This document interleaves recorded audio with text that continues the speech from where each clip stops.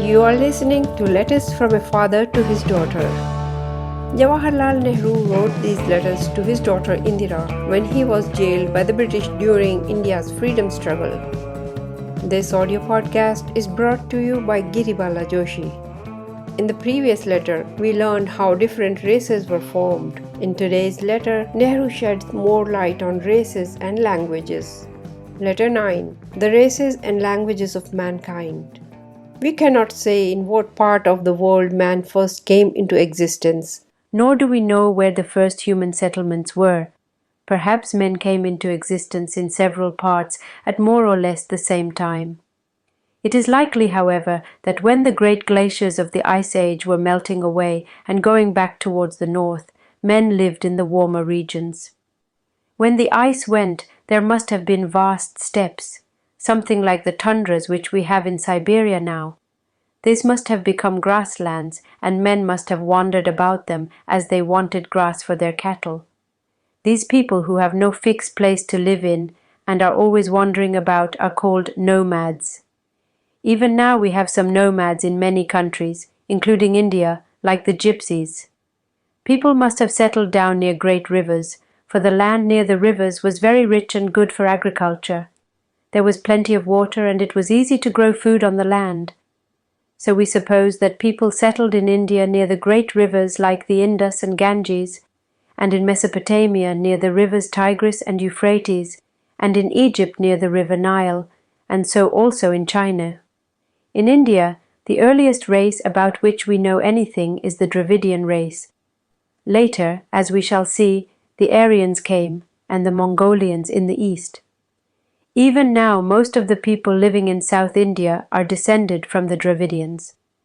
They are darker in color than the northern people because perhaps the Dravidians have been much longer in India. The Dravidians were very advanced people and had their own languages and carried on a lot of business with other people. But we are going too fast ahead. In those early days, a new race was developing in Central and Western Asia and in Eastern Europe. This is called the Aryan race. In Sanskrit, there is the same word, Arya, meaning a gentleman or a high-born person. As Sanskrit was one of the languages of the Aryan peoples, this means that they considered themselves very gentlemanly and high-born. They were apparently quite as vain as people are now. You know that an Englishman thinks himself quite the first person on earth.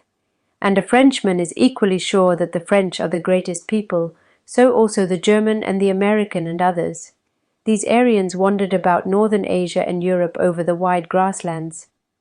But as their numbers grew and the climate became drier and the grass less, there was not enough food to eat for all of them. So they were forced to move to other parts of the world in search of food. They spread out all over Europe and came to India and Persia and Mesopotamia. Thus we find that nearly all the peoples of Europe and northern India and Persia and Mesopotamia, although they differ so much from each other now, are really descended from the same ancestors, the Aryans. Of course, this was very long ago, and since then much has happened and races have got mixed up to a large extent. The Aryans are therefore one great ancestor race of the peoples of the world today. Another great race is the Mongolian.